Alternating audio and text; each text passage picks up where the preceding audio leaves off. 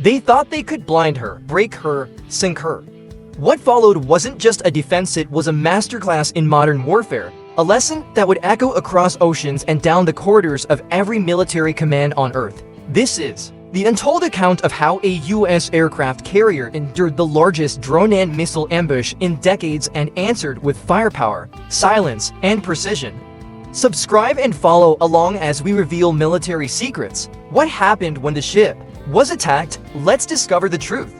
April 1st, 2025, the Red Sea lay calm beneath a flawless sky. The USS Harry S. Truman, a $13 billion floating fortress, pushed through international waters, its crew unaware that within minutes they would face the most coordinated drone and missile onslaught against a U.S. carrier in decades. At exactly 4:42 a.m., alarms shattered the stillness on the bridge. Dozens of red icons bloomed across the radar display. For a heartbeat, there was chaos. The signatures were erratic, some resembling high-altitude missiles, others skimming low over the sea's skin. Then came confirmation, a full-scale, multi-vector strike launched from northern Yemen. 15 medium-range ballistic missiles were inbound, their trajectories arcing over the southern tip of the Arabian Peninsula. But that wasn't all. From the west and northwest, a swarm of more than 20 unmanned aerial vehicles, many fitted with electronic jamming payloads, flooded the electromagnetic spectrum with noise and ghosts. The bridge went red, not just figuratively, but literally, as battle lighting engaged and general quarters sounded. The crew had trained for this, but no drill could replicate the sight of hostile warheads converging from every direction, some diving from the stratosphere, others hugging the sea like specters. Lieutenant Commander Brian Hawkins, the radar operations officer, would later call it the moment time stopped. 1 second, he said, they were monitoring shipping lanes. The next, the ship was the focus of a modern-day blitz, complicating everything. The incoming drones were not classic killers, they were saboteurs built to blind. Jamming pods, decoys, and signal distorters smothered Truman's radar picture. For a full 18 seconds, the ship's main phased array system lost track of the ballistic threats and eternity when the enemies riding in at Mach 5, but the crew did not panic. Within moments, electronic warfare specialists began stripping away the noise. The escort destroyers USS Bravery and USS Mason, operating nearby, spun up their Aegis systems. Operators manually rearranged targets. CIWS crews sprinted to their mounts. The Truman woke and she was angry. Still, one missile slipped through the outer net, skimming just above the waves. It detonated off Truman's starboard bow. The ship shuddered violently, no visible damage, no hull breach, but every sailor felt it in their bones. This wasn't a warning, it was a message. For the first time in decades, a U.S. nuclear-powered aircraft carrier had come under direct, multi-pronged assault by a hostile force. No one had to say it aloud, the response was already taking shape. This would not go unanswered. The moment that first blast kissed the hull, every man and woman aboard knew this was no drill. The Combat Information Center snapped into a cold, mechanical rhythm, hands flying over consoles, commands barked, confirmations echoing back with the clipped precision of wartime instinct. The Truman Strike Group, scattered in formation, began to move as a single living organism. The outer perimeter lit up first. Dozens of miles from Truman's flanks, the guided missile destroyers USS Bravery and USS Mason Aegis Guardian sprang into action. Their SPY-1 radars, long accustomed to tracking fighters and cruise missiles, now painted a very different picture. 15 ballistic missiles plunging fast, while a storm of jamming UAVs smeared their targeting data. There was no hesitation. SM-2 and SM-6 interceptors clawed into the sky in standard volleys, contrails twisting like angry scars against the dawn. Within moments, 5 enemy missiles were vaporized mid-air, their debris turning the horizon into a field of unnatural stars. It was only the opening exchange. As the ballistic arcs descended, low-flying drones crept in under the noise masked by sea clutter, sliding beneath radar horizons. These were the true menace, not for their payloads alone, but for their purpose. They hunted Truman's blind spots. That's when the second layer woke. Aboard the carrier, evolved Sparrow missiles came online, spitting from vertical launch cells along the deck. Designed for fast, agile threats, they snapped onto erratic UAVs and killed them just miles out. Explosions stitched the air, wreckage raining into the water.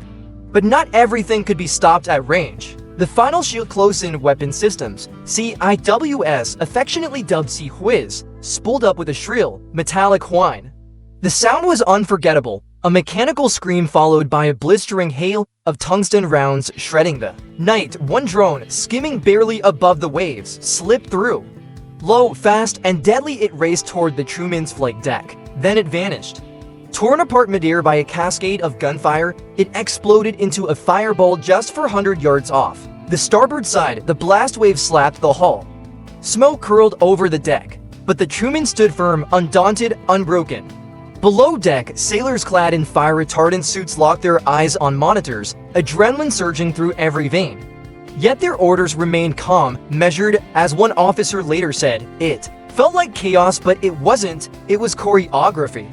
Despite the intensity, over 30 simultaneous threats bearing down on one ship, not a single American life was lost. Not a single aircraft damaged. No breach, no fire, no surrender. In that moment, a truth became unshakably clear. The Houthis hadn't merely tested a vessel. They had tested the United States Navy, and the Navy passed. Next, the United States would show Yemen the price of striking a symbol of global power. After the barrage failed, a strange calm settled over the USS Harry S. Truman, not the calm of triumph, but the rigid silence of warriors who knew something bigger was coming. The ocean still hissed with the residue of intercepted warheads. Above, circling aircraft replaced the CIWS's sonic fury. Below deck, every heartbeat synced with the mission clock. The ship's Combat Information Center (CIC) had pivoted from reactive to strategic. The nerve center of the Truman Strike Group now operated in full command mode. Commander Rachel Lynn, overseeing electronic warfare, stood poised at the console, eyes narrowed. The enemy swarm had been beaten back, but their aim was clear: blind the fleet before striking the kill shot. This wasn't a random skirmish. It was a statement, a declaration that demanded a response.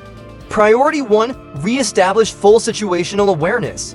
An E-2D Hawkeye early warning aircraft banked sharply and climbed, its massive radar dome scanning sea and sky in a full 360. It fed real-time data back to Truman and her escorts. Within minutes, the jamming haze began to lift. A picture emerged. Simultaneously, EA-18G Growler jets already airborne for patrol were rerouted to the southern corridor of the Red Sea. Their mission: electromagnetic dominance. They pulsed high-powered jamming signals into the same frequencies the enemy, UAVs, had used, like flipping a switch. Multiple hostile drones, still lingering in the region, lost control, dropped signal, and spiraled helplessly into the sea. The Truman wasn't just defending anymore. She was striking back with invisible weapons. Down in the war room, naval officers stood shoulder to shoulder with intelligence analysts and digital strategists. Coordination was flawless. Air, sea, and cyber domains moved in concert, not chaos, but calculated defiance. Rear Admiral Marcus Vance, commanding the Carrier Strike Group, addressed CENTCOM via secure channel. They wanted to blind us. They wanted to scare us. They failed. We are not damaged. We are ready. As satellite and aerial recon reports streamed in, a chilling fact crystallized: the launch sites had been mobile. Hidden but not invisible, infrared trails traced back to fortified launch pads in the mountains near Sada, and camouflage drone warehouses dotted the Yemeni coast. Silence fell over the command room. No one needed to speak.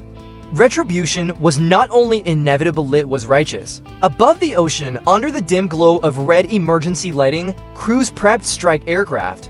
Armorers loaded missiles with steady hands. Pilots reviewed coordinates without a word. Below deck, battle plans solidified for one of the most intricate retaliatory operations of the decade. Because the message had changed. The United States wasn't just going to defend, it was going to respond loudly. By the afternoon of April 3rd, the missile strikes had ceased. The dust settled over Sada, but the battle wasn't over. Not in the sky, and not in the silent warfields of the electromagnetic spectrum, where the future of warfare is forged. While the world tracked explosions and craters, something quieter and more revolutionary was unfolding aboard the Truman's escorts. Miles off the coast of Yemen, the USS Gravely and USS Mason ran an operation unlike any other.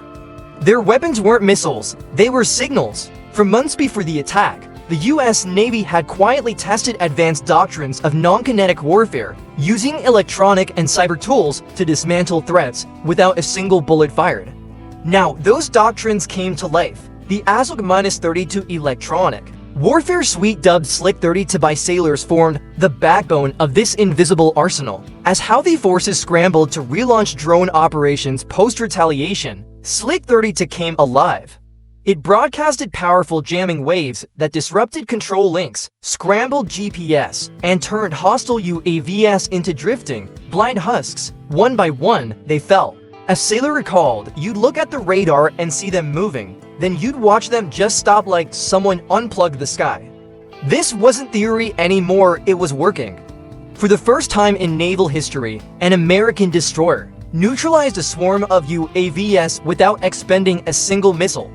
Not only did this save ammunition, but it also preserved strategic flexibility. The destroyers could stay on station longer, unburdened by the need for immediate resupply. More importantly, it revealed something far greater. The future of naval defense isn't just steel and firepower. It's algorithms, waves, silence, signal, exploitation. Teams aboard the ships monitored electromagnetic activity, tracking enemy attempts to reconnect or reprogram their drones. And when they tried, they were jammed again harder, smarter. For every weapon destroyed on land, 2 more were rendered useless in midair.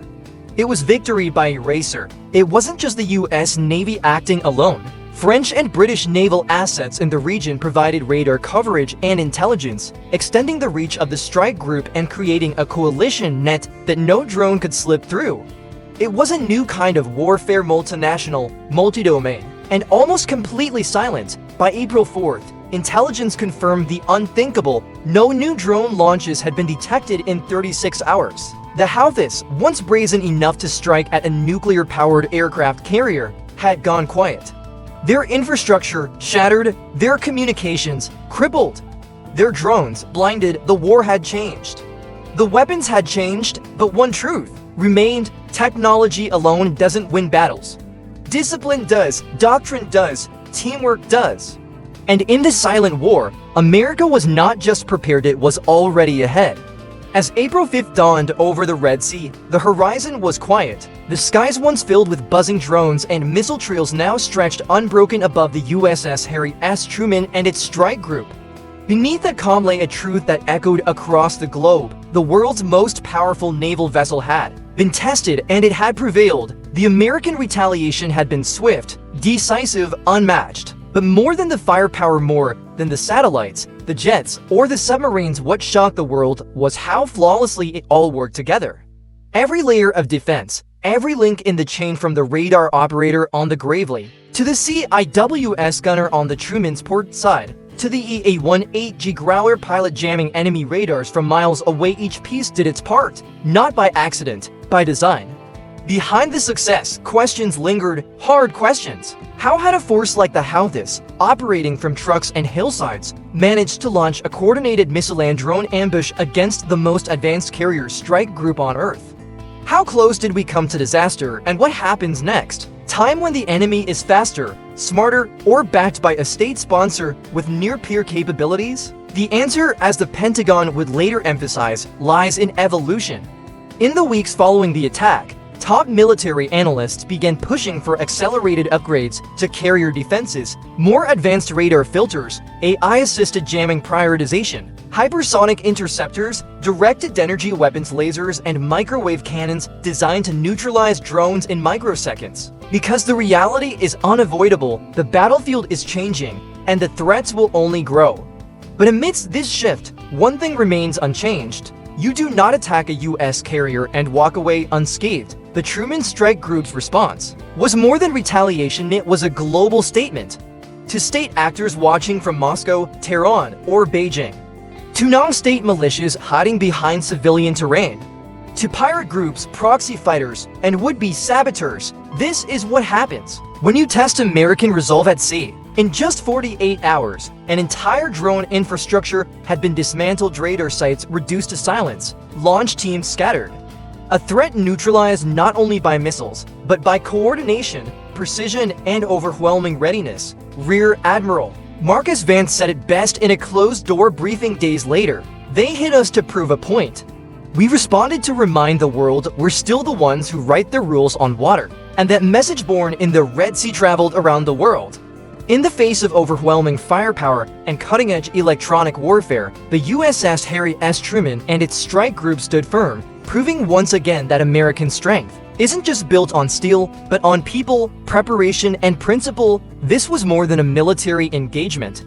It was a powerful reminder that even in the age of drone swarms and asymmetric warfare, discipline, training, and unity still win battles. But this story carries a deeper lesson. In today's unstable world, peace is preserved not by waiting, but by preparing.